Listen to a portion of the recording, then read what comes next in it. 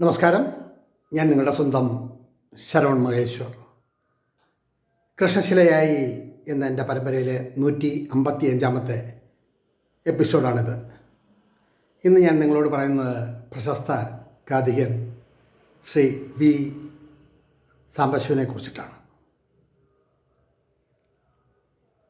ലോകത്തെ ഏതൊരു മലയാളിക്കും അഭിമാനപൂർവ്വം പറയാൻ കഴിയുന്ന ഒരു വലിയ വ്യക്തിത്വം. അദ്ദേഹത്തെക്കുറിച്ച് പറയുമ്പോൾ എൻ്റെ മനസ്സിൽ ഓടിയെത്തുന്നത് പറഞ്ഞാൽ നിങ്ങൾ വിശ്വസിക്കില്ല. ചെറുപ്പത്തിൻ്റെ തുടിപ്പുള്ള സമയത്ത് ഞങ്ങളൊരു 5-6 പേർ, ഞാൻ ഡിഗ്രിക്ക് പഠിക്കുന്ന സമയമൊക്കെയാണ്, ഞാനും 4-5 കൂട്ടുകാരുമായി തിരുവനന്തപുരത്ത് നിന്ന്, തമ്പാനൂരിൽ നിന്ന് ചിറയൻകീഴ് വരെ ഏകദേശം ഒരു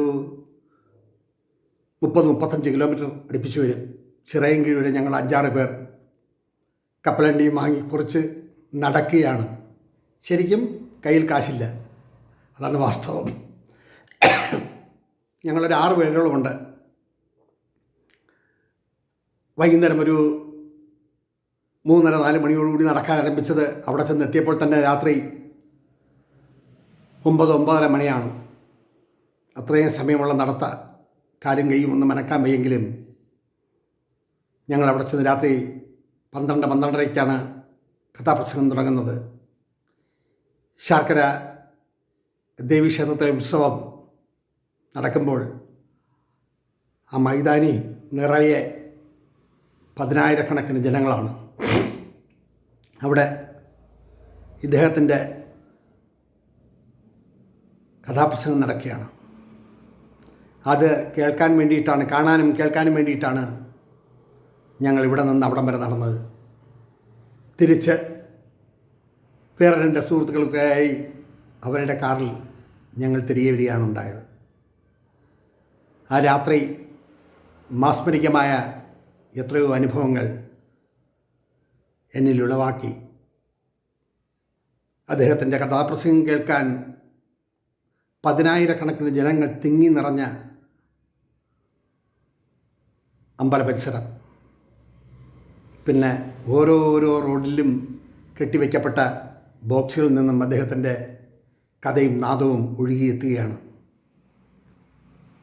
അത്രയ്ക്ക് വിസ്മയിപ്പിച്ച ഒരു വലിയ കഥികൻ. അദ്ദേഹത്തെക്കുറിച്ച് ചിലവ നിങ്ങളോട് പറയാം. 1929 ജൂലൈ 4-ാം തീയതി കൊല്ലം തെക്കും ഭാഗത്ത് ജനനം.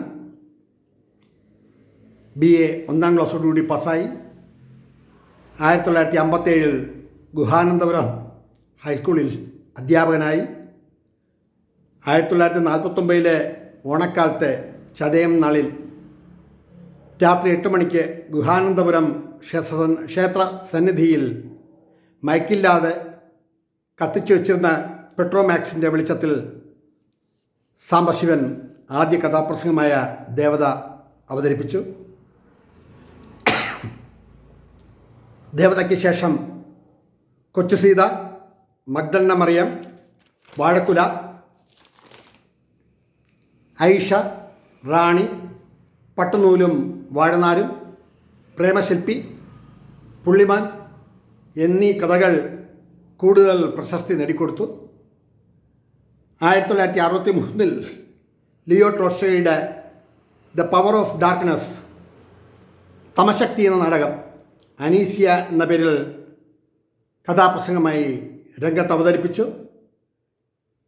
Othello, the Moor of Venice, വിഖ്യാത ഷേക്സ്പീരിയൻ ദുരന്ത നാടകം 1964 വേദികളിൽ അവതരിപ്പിച്ചു. 1996 ഏപ്രിൽ 23 അദ്ദേഹം വിടവാങ്ങി. അദ്ദേഹത്തെ കുറച്ച് വിശദമായി ഞാൻ ചേർത്തിട്ടുണ്ട്. ഞാനിവിടെ പറയുന്നത് അദ്ദേഹത്തിൻ്റെ അനീഷയും ഐഷയും ഒക്കെയാണ്. ഒരു പറവറത്ത സ്വരം, പക്ഷേ കഥ പറച്ചിലും കഥയോടൊപ്പമുള്ള പാട്ടും അതിൻ്റെ അവതരണ ശൈലിയും നമ്മുടെ മനസ്സിൽ നിന്ന് മായത്തേയില്ല. ഒരു 19 വേദികളിൽ പല കാലങ്ങളിലായി ഞാൻ അദ്ദേഹത്തിൻ്റെ കഥാപ്രസംഗം കാണുകയും ആസ്വദിക്കുകയും ചെയ്തിട്ടുണ്ട്. ഒരു ഇരുത്തം എന്ന കലാകാരൻ, അവതരണത്തിൻ്റെ ഗാംഭീര്യം, നമ്മൾ ഒഥല്ലയും മറ്റും കേൾക്കുമ്പോൾ നമ്മുടെ മനസ്സിനെ ഒരു വേറൊരു തലത്തിൽ കൊണ്ടുചെന്നെത്തിക്കാൻ അദ്ദേഹം ഒത്തിരി പരിശ്രമിച്ചു എന്ന് വേണം പറയാൻ. ഏറ്റവും രസകരമായ അനുഭവം, ഒരിക്കൽ കൊല്ലത്ത് പോയിട്ട് തിരുവനന്തപുരത്ത് വരാൻ ബസ് കിട്ടാൻ 2-2.5 മണിക്കൂറോളം വൈകും. എന്താണെന്നറിയില്ല, അവിടെ എന്തോ സ്ട്രൈക്കോ റോഡ് നന്നാക്കലോ അങ്ങനെ എന്തോ നടക്കുകയാണ്. കൊല്ലം ബസ് സ്റ്റേഷന് എതിർവശത്തുള്ള ഒരു ലോഡ്ജിൽ കാതികൻ വി സാംബശിവൻ എന്നുള്ളൊരു ബോർഡ്, അദ്ദേഹത്തിൻ്റെ ഒരു ചിത്രവും ഉണ്ടെന്നാണ് എൻ്റെ ഓർമ്മ. കാണുന്നു. ബസ് കിട്ടാൻ എങ്ങനെ വരാൻ 2-2.5 മണിക്കൂർ എന്തായാലും വേണം. അങ്ങനെ ഞാൻ കരുതി എന്തായാലും അദ്ദേഹത്തെ കണ്ടൊന്ന് പരിചയപ്പെട്ടാലോ. കാണുമോ ഇല്ലയോ എന്നൊന്നും എനിക്കറിയില്ല. അങ്ങനെ ട്രാൻസ്പോർട്ട് ബസ് സ്റ്റേഷന് ഓപ്പോസിറ്റുള്ള ആ ലോഡ്ജിൽ അദ്ദേഹത്തിൻ്റെ മുറിയിൽ അപ്രതീക്ഷിതമായി ഞാൻ ചെല്ലുമ്പോൾ കതക് തട്ടി. ഒരു 5-6 മിനിറ്റുകൾക്ക് ശേഷമാണ് അദ്ദേഹം എത്തുന്നത്. നീലയും ഇളം പച്ചയും നിറഞ്ഞ കോളമുള്ള ഒരു കൈലിയും ഷർട്ടും ധരിച്ച്, വരണം, പ്രോഗ്രാം ബുക്ക് ചെയ്യാനാണോ അതോ എന്നെ കാണാനോ എന്നൊരു ചിരിയോടെ മുന്നിലെത്തിയപ്പോൾ ഞാൻ പറഞ്ഞു, സാർ ഒന്ന് കണ്ട് സംസാരിക്കണം എന്ന് കരുതിയിട്ടാണ്. അപ്പോൾ പ്രോഗ്രാമിനല്ല, നമ്മുടെ പ്രോഗ്രാമിനല്ലെങ്കിൽ ഒന്ന് കാണുക, സംസാരിക്കുക എന്ന് പറയുന്നത് ഒരു വലിയ കാര്യമാണല്ലോ. അത് ശരി, വരൂ എന്ന് പറഞ്ഞാൽ അവിടെ ഒരു മേശയും ഒരു കൂജയിൽ നിറച്ച് വെള്ളമൊക്കെ ആയിട്ട് അവിടെ വെച്ചിട്ടുണ്ട്, ഒരു കസേരയും. മറ്റാരുമില്ല. എവിടെ നിന്നാണ്? അപ്പം ഞാൻ ട്രിവാൻഡ്രത്തു നിന്നാണ്. അങ്ങനെ കഥയെപ്പറ്റിയും അധ്യാപനത്തെപ്പറ്റിയും ഒക്കെ വാചാലമായി സംസാരിച്ചു. അപ്പോൾ ഞാൻ പറഞ്ഞു, സാറിൻ്റെ കഥാപ്രസംഗം കേൾക്കാൻ തമ്പാനൂരിൽ നിന്നും ചിറയൻകീഴ് ശാർക്കര ക്ഷേത്രം വരെ ഞാനും എൻ്റെ 4-5 സുഹൃത്തുക്കളും നടന്നു വന്ന് കാലെല്ലാം പൊളിഞ്ഞ് തിരികെ പോകാൻ നടക്കാൻ വയ്യാത്ത അവസ്ഥയിൽ ഒക്കെ ആയിട്ടും അന്നത്തെ ആ കഥാപ്രസംഗം ഇന്നും മനസ്സിൽ നിറഞ്ഞു നിൽക്കുന്നു എന്ന് പറഞ്ഞപ്പോൾ അദ്ദേഹത്തിൻ്റെ മുഖം ചുവന്നു തൊടുത്തു. അവിടെ നിന്ന് നടന്നു വരികയോ? ഞാൻ പറഞ്ഞു, സാർ വണ്ടിക്കൂലിക്ക് പൈസ ഇല്ലായിരുന്നു അന്ന് പഠിക്കുന്ന കാലഘട്ടമാണ്, വളരെ പ്രയാസമാണ്. അത് ശരി, അപ്പോൾ ഇങ്ങനെയും ഉണ്ടോ ആൾക്കാർ? നമ്മൾ അത് സാറിൻ്റെ കഥാപ്രസംഗത്തിൻ്റെ മികവ് കൊണ്ടാണ്. അപ്പോൾ എൻ്റെ പാട്ടോ? നമ്മൾ പാട്ട് ഒരു പ്രത്യേക താളമാണ്, അതിനൊരു പ്രത്യേക സ്വരമാണ്. പക്ഷെ ആ അവതരണ ശൈലി മനുഷ്യ മനസ്സിനെ പിടിച്ചിരുത്തും. 10,000-കണക്കിന് ആൾക്കാർ അങ്ങയുടെ കഥാപ്രസംഗം കേൾക്കാൻ വേണ്ടി മാത്രം അവിടെ തടിച്ചുവിടുമ്പോൾ എന്താവും അതിൻ്റെ പിന്നാമ്പുറം എന്ന് എപ്പോഴെങ്കിലും സാർ ചിന്തിച്ചിട്ടുണ്ടോ എന്ന് ചോദിച്ചപ്പോൾ ഞാൻ ഇതുവരെ ചിന്തിച്ചിട്ടില്ല. തലയിൽ കൈ കൊണ്ടൊന്ന് ഒഴിഞ്ഞു. എന്നിട്ട് ചായ പറയട്ടെ എന്ന്. നമ്മൾ ചായ വേണ്ട, ഞാൻ ട്രിവാൻഡ്രത്ത് പോകാനായിട്ട് ബസ്സിന് കാത്തു നിൽക്കുകയാണ്. അപ്പം എന്തോ ബസ് വരാൻ വൈകും എന്നറിഞ്ഞപ്പോൾ മനസ്സിലൊരു ആഗ്രഹം, അങ്ങയെ കണ്ട് ഒന്ന് സംസാരിക്കണമെന്ന്. അപ്പോഴാണ് എന്നോട് ചോദിച്ചു, ഞാൻ അവതരിപ്പിച്ച കഥകളിൽ നിങ്ങൾക്ക് ഏറ്റവും ഇഷ്ടപ്പെട്ടത് ഏതാണ് എന്ന് ചോദിച്ചപ്പോൾ ഞാൻ നിസ്സംശയം പറഞ്ഞു, ഷേക്സ്പിയറിൻ്റെ കഥയാണ് എനിക്ക് ഏറ്റവും ഇഷ്ടപ്പെട്ട ഒഥല്ലോ. അത് സാർ അവതരിപ്പിക്കുമ്പോൾ നമ്മൾ അറിയാണ്ട് ആ കാലഘട്ടത്തിലേക്കും അവിടങ്ങളിലേക്കും ചെന്നെത്തുന്നു എന്നുള്ള ഒരു മാസ്മരികത ഉണ്ട് അതിന്. എൻ്റെ എത്ര കഥാപ്രസംഗങ്ങൾ കേട്ട് കാണും? സത്യം പറയാമല്ലോ, ഒരു 50 എണ്ണോളം. ഏറ്റവും കൂടുതൽ കേട്ടത് തിരുവനന്തപുരത്ത് വെച്ചിട്ടാണ്. ആൽത്തറയിലെ അമ്പലത്തിലും അമ്പലങ്ങളുടെയും മറ്റും പേര് ഓർക്കാൻ തന്നെ കഴിയില്ല, അത്രമാത്രം സ്ഥലങ്ങളിലാണ് അങ്ങയുടെ കഥാപ്രസംഗം കേട്ടിട്ടുണ്ട്. ആ തുടക്കം മുതൽ ഒടുക്കം വരെ മനുഷ്യ മനസ്സിനെ പിടിച്ചിരുത്തുന്ന ഒരു അവതരണ ശൈലി. ഇപ്പോൾ ഒരു 2 മിനിറ്റ് ഒന്നും മിണ്ടിയില്ല. എന്നിട്ട് പറഞ്ഞു, എൻ്റെ ജീവിതത്തിൽ ഏറ്റവും സന്തോഷം തുളുമ്പുന്ന ചില നിമിഷങ്ങളാണിത്. പിന്നെ കഥയെക്കുറിച്ചും സാഹിത്യത്തെക്കുറിച്ചും എഴുത്തിനെക്കുറിച്ചും അങ്ങനെ നിരവധി വിഷയങ്ങൾ ഞങ്ങൾ സംസാരിച്ചു. ഏകദേശം ഒരു 1-1.25 മണിക്കൂർ കഴിഞ്ഞപ്പോൾ അദ്ദേഹം വേറെ ആരോടോ ഫോണിൽ സംസാരിച്ച് 2 ചായ കൊണ്ടുവന്നു. കടുപ്പം മൂലം കുടിക്കാൻ വയ്യെങ്കിലും കഷായം കുടിക്കുമ്പോൾ കുടിച്ചിറക്കിയപ്പോൾ അദ്ദേഹം ചോദിച്ചൊരു ചോദ്യമുണ്ട്, കടുപ്പം കൂടിയല്ലേ? അപ്പോൾ ഞാൻ ചിരിച്ചിട്ട് പറഞ്ഞു, സാറിൻ്റെ ചിന്തയ്ക്കും അവതരണത്തിനും ഉള്ള കടുപ്പം പോലെയുണ്ട് ഇതിന് എന്ന് പറഞ്ഞപ്പോൾ ഒന്ന് പൊട്ടിച്ചിരിച്ചു. നല്ല ഹ്യൂമർ സെൻസ് ആണല്ലോ. ഞാനും ചിരിച്ചു. അപ്പോൾ എൻ്റെ സ്വരത്തെപ്പറ്റി ആദ്യം പറഞ്ഞു, ഞാൻ മറന്നിട്ടില്ല. ഞാൻ പറഞ്ഞു, സാർ അത്